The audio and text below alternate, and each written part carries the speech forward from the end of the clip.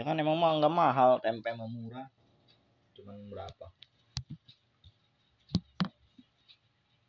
Itu dia mungkin bukan ngambil, dia nggak sengaja ngambil.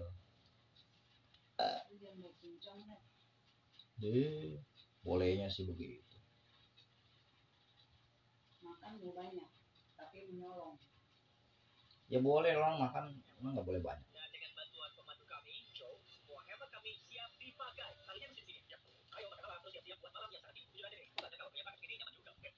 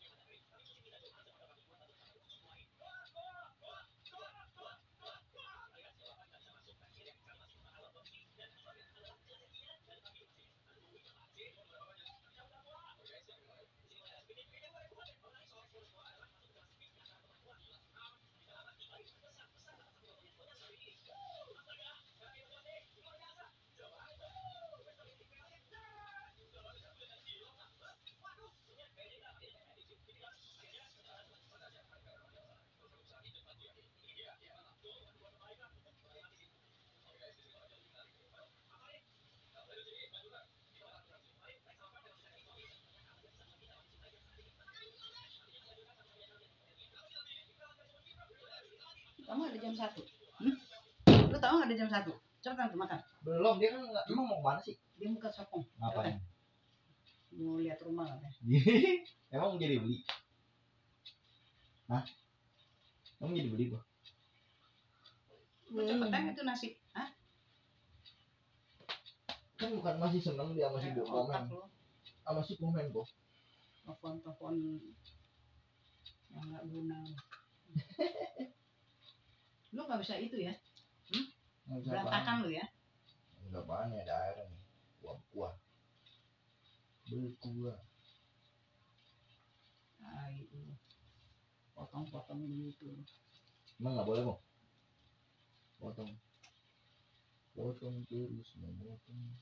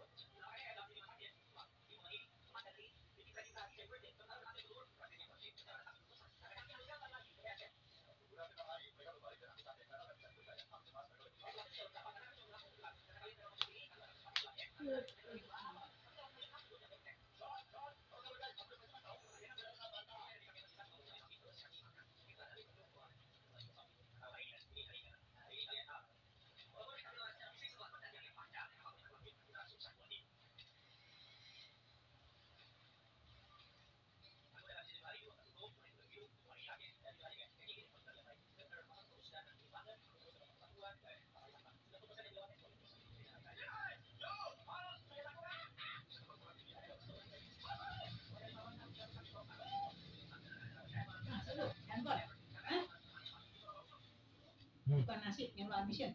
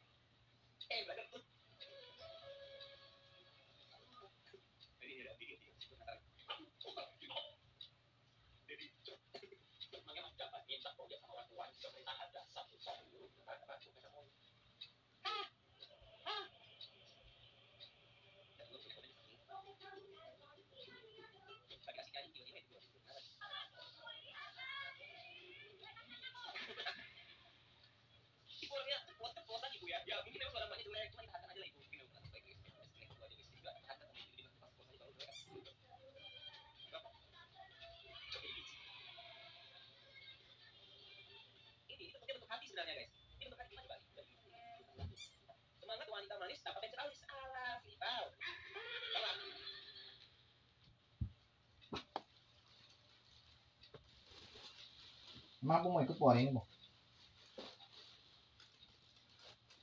Oh, ikut gak? Ngapain ikut, po?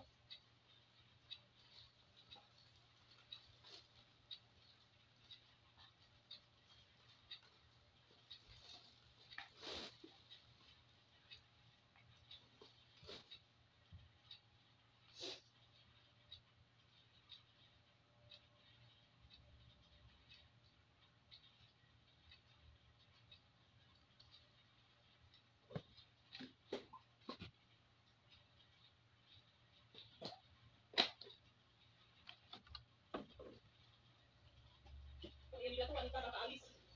Bukan Musa dan alis ya. Nanti dia harus ada mantu ya. Ini mobil dorong. Kamu ngomong nggak? Nggak. Dia berapa tuh? Cuma berlebihan. Kalau lebih suci berapa? Saya masuk juga. Ya, saya tiga kali nggak berlebihan. Berapa tahun? Ya, satu aja bang.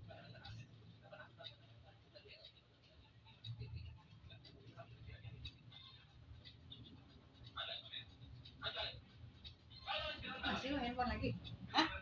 Itu nasi kapan habis ya tuh? Nah, Hah? Cepetan lu habisin. nih nanti usus bisa nggak bener. Ya, Makan. mau tak lu makan kayak gitu.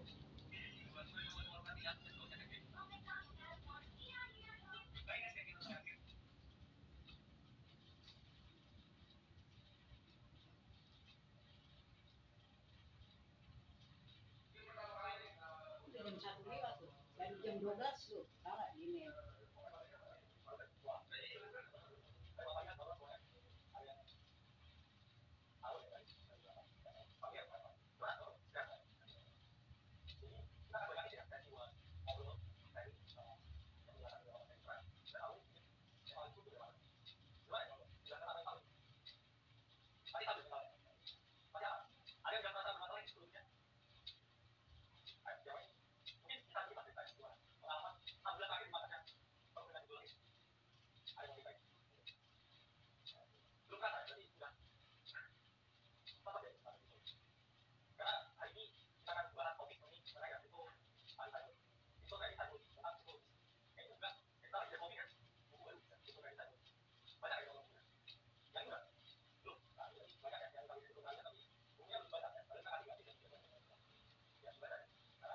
Mak lu mobil lu langsung jalan. Enggak usah lu makan tuh nasi.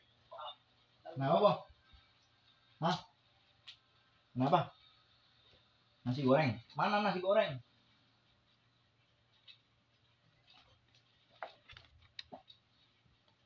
Po.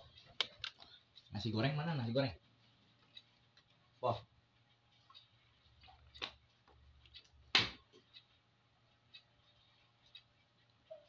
Nasi goreng.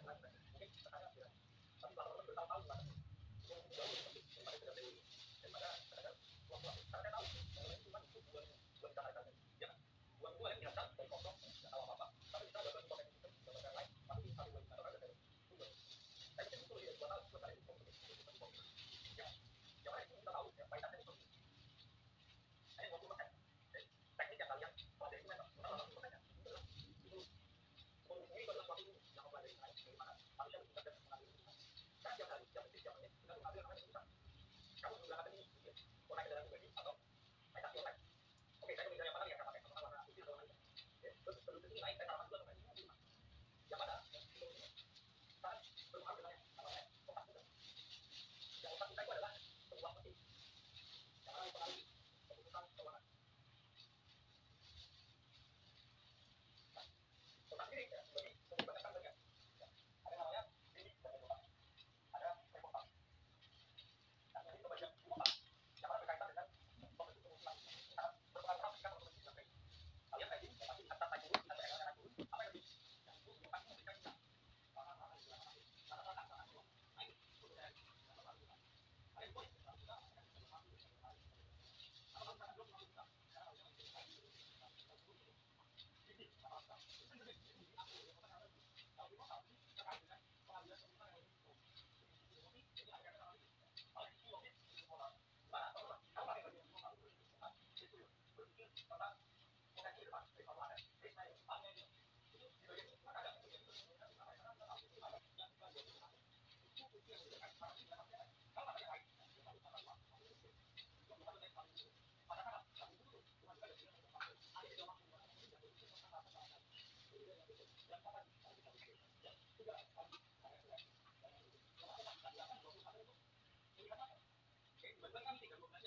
Nasi lo, handphone terus. Bukan nasi, yang kalau mesin. Ini mah bukan nasi nih. Ketan ini nih. Kalau juga ketan dari mana lu? Ini ketan ini kok. Nggak ada. Nggak ada ketan. Ini kok punya kok rasa ketan. Bang, bentar.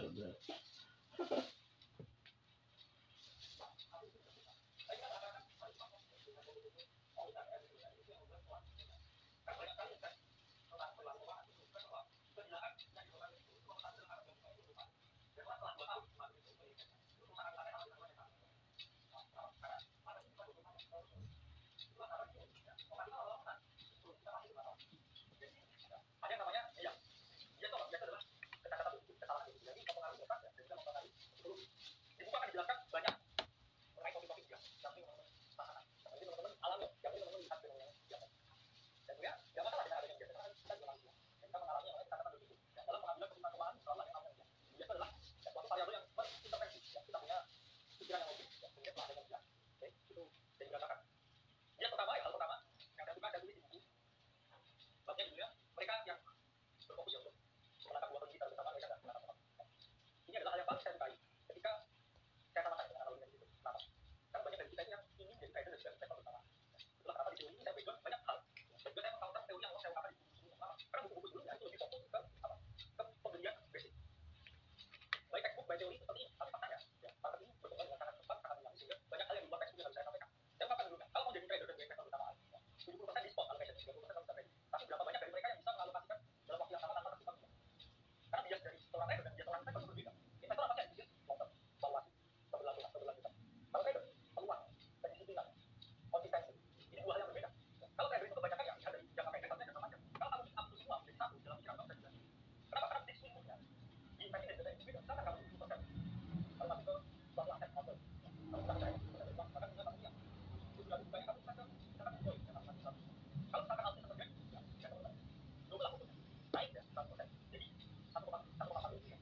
Sementara kalau teman di sini tadi untuk memperoleh ya kenaikan 100%, ini sangat sulit. Kenapa? Kalau teman tadi merisikokan 1%, 2% per trade, itu teman-teman harus beberapa kali untuk menjadi 1%. Jadi kan itu reward ya 1/2, ini harus 50 kali trade yang benar. Dan teman-teman yang trading tahu betapa sulitnya. Gaming konsisten ya 20% itu sangat sulit. Tapi kalau nyampe tahu dengan sistem A yang diterapkan ya, dengan sistem 1A, 2A, kamu dapat berapa? Ya, dan lain sebagainya. Itu pun kalau misalkan kita ngomong 70% yang kita investasikan itu berarti kamu gagal. Ya, kamu beli terhapus dari 70%. Tapi kena pukul, drop setengah. Kamu drop 50% bertumbuh ya, dari 70% alokasi, ya, drop 350 juta. Sementara kamu belum punya akun trading. Wah, akun tradingnya sudah dapat 250 juta, saya harus trading sampai 100 ya. Itu yang sulit. Kalau kita coba jadi trader dan juga investor secara bersamaan, jadi apa? Jadi harus memilih. Oke, saya mau invest aja. Oke, saya mau trading aja. Kalau misalkan saya konsisten dengan 100% portfolio allocation yang saya miliki untuk trading, ya saya konsisten 20% saya juga konsisten. Tapi kalau di sisi yang sama, ya saya juga jadi holder. Big swing-nya terlalu gede, ya, dan kamu akan bias dengan akun trading harian. Karena kalau trading pasti biasanya dua arah. Kalau investor biasanya hanya satu arah. Strateginya Warren Buffett, long only, naik terus. Kenapa? Kalau kita lihat by performance, ya, untuk tracking portfolio growth harus gagal gratis. Oh iya, atau satu. Kenapa? Karena itu ini. Ya. Saya bilang, ya, ini kalau foto kamu adalah investor, ya. Kalau keadaan seperti ini, drop semua. 5 bulan lagi naik double, ya. 7 bulan lagi bisa naik 3 kali lipat, itu berarti 25% lagi. Ya, ini adalah progres dari investor, ya. Apalagi itu ya, swingnya sangat tinggi, tadinya 90%, ya. Ini 30%, tapi ini plus 400%, ini plus 1.300%. Nah, ini yang terjadi kalau teman-teman holding, ya. Karena naik roller coaster. Kenapa? Ya progresnya ini kan nggak konsisten. Market itu siapa sih yang bisa tahu, ya? Bulan depan hijau atau merah, baik terus nggak ada yang. Ya. Kalau kamu lihat progresnya seperti ini progresnya nggak bisa di-track, ya. Ini progresnya nggak bisa di-track. Ini adalah growth ya dari portofolio seorang investor. Tapi kalau trader, ya, ini sebenarnya lebih bisa di-track. Kalau apa? Kalau satu orang punya sistemnya, dua udah punya konsistennya. Itu juga ada waktu, ada miss juga. Ya. Progresnya trader itu lebih tentu. Cuma kadang-kala ya mereka yang tiba-tiba konsisten ya, oke tadi 20%, tiba-tiba nih dia merasa, oke saya mau risk off. Ya, aku udah menang berkali-kali, sistem saya pasti bagus. Dan di next phase dia misalkan mau setengah ya dipertaruhkan gitu itu market collapse. Ini bisa juga seperti itu. Banyak cerita trader-trader hebat yang awalnya konsisten, tapi dia merasa terlalu percaya diri dan dia take the big bet, akhirnya pun. Contohnya juga di sini kok. Dia trader yang sangat hebat. Dia stop the market ya ketika itu benar-benar di top. Dia udah punya cukup uang untuk pensiun dan gitu. Tapi 5 tahun kemudian dia bangun. Kenapa? Ya karena dia pakai strategi di mana dia terus mencoba mengakali market. Terus mengakali market. Dan ini pun akhirnya masuk ya ke dalam bagian kedua yang saya tuju. Jadi saya suka membagi investor ini menjadi 2 orang. Ada yang namanya Mr. Perfect ya, sama Mr. Average. Saya nggak bisa gambar ya saya. Mr. Perfect ini perfect lagi. Dan Mr. Average ini seperti ini. Ya orang yang selalu flat. Nah, ini apa ya? Pertama, Mr. Perfect itu saya gambarkan sebagai karakter yang hidupnya ini semua serba sempurna. Oke. Contohnya di karakter American Psycho. Dari pagi, buka putih, apply moisturizer, ke kantor, lihat market. Oke, saya mau di sini, saya mau posisi di sini. Saya game secara konsisten.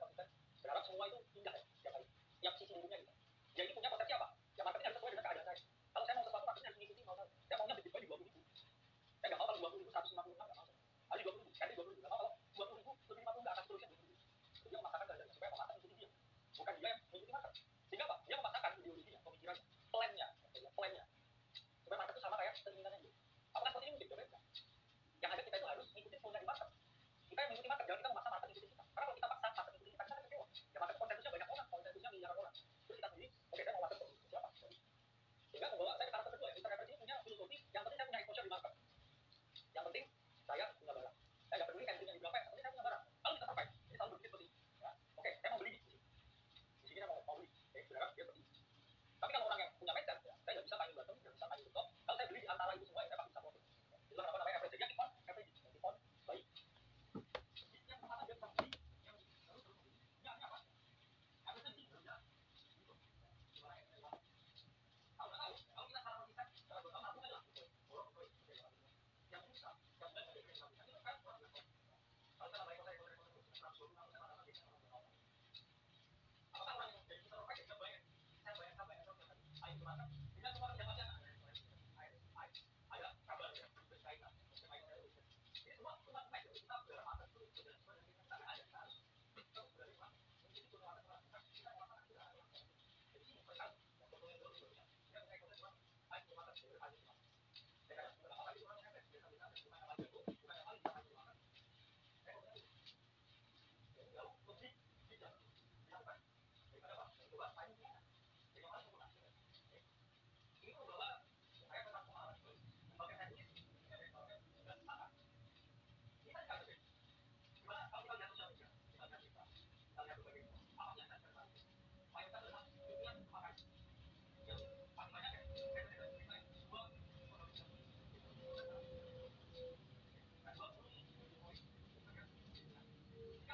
karena laporan informasi yang tidak kita tahu itu satu orang dan kita harus kita mau banyak teknik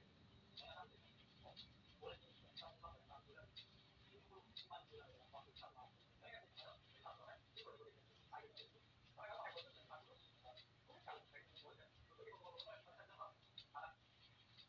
sangat bagus tapi orang-orang yang nyakitan di sana itu membuat banyak orang berpikir ini semua orang saya punya uang 1 bulan dari 5 itu adalah approach yang sangat mudah sekali orang salah bahwa kita pakai banyak orang yang suka mereka pikir yang macam apa kalau saya melakukan yang oke waktu kita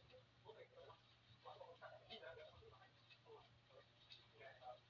mana jangan saya coba kalau mau berikut kalau kita mau saya mau ikutan sekarang lah apa jadi lah apa atau apa oke itu hanya pada mereka punya approach yang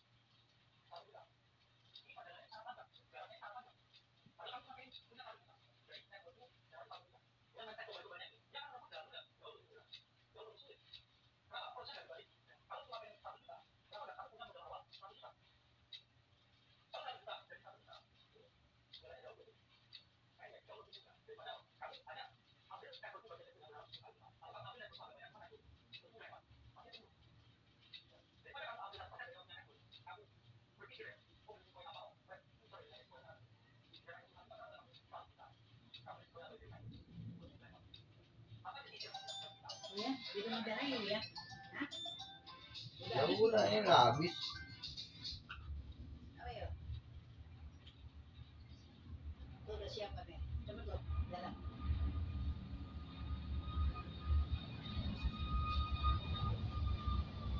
Cepet ya.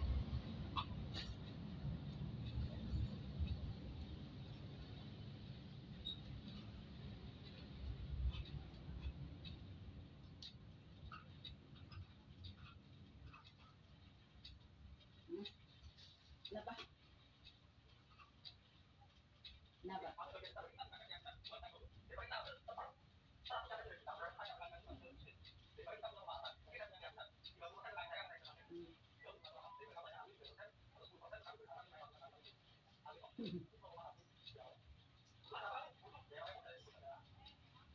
Hmm. Hmm. Iya. Hmm. Hmm. Ngaku aja ya. Ngaku aja. Emang makan siapa lagi? Nggak ada orang.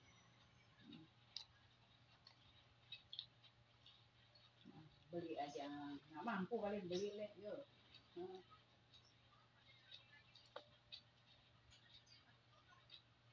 Hah?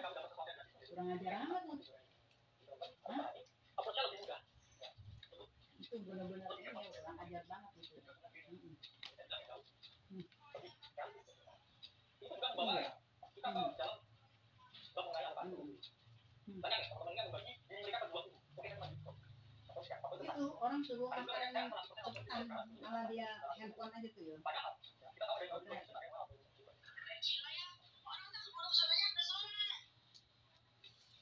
Mana tuh? Jalan ke Serpong enak. Apaan sih? Turunin cepetan, gitu ya, ngasihnya. Gua kan mau ke PSD gua.